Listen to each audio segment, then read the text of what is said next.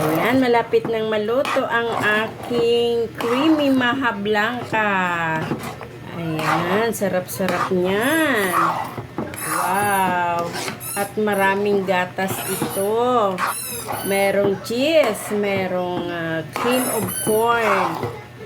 Cream corn, sweet corn, yun. At lalagyan na natin siya ng butter. Ayan, pangpalasa. At para mabango ang ating maha blanca. Para siyang matapatong, guys. Oh, tulak-tulak natin. Ayan, luto na. At pwede na siyang ilagay sa mga lagayan.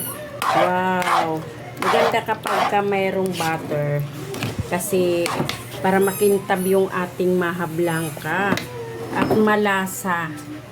Ayan, may pagka, ano siya, balanse ng tamis, salty, sweet. Basta, napakasarap.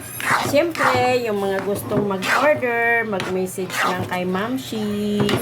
Ayan, pwede na siyang ilagay sa bilao. Sarap. So, ayun, luto na siya. Maglalagay na tayo ng cheese sa ibabaw ng ating maha blanca. Ayan. So, at meron tayong isang bilaong malaki. Yan ay order kay Ma'am Shi. Ayan, lagyan natin ng cheese sa ibabaw para lalong masarap. Diba? Lahat yan may cheese. Masarap, special talaga ang ating maha blanca.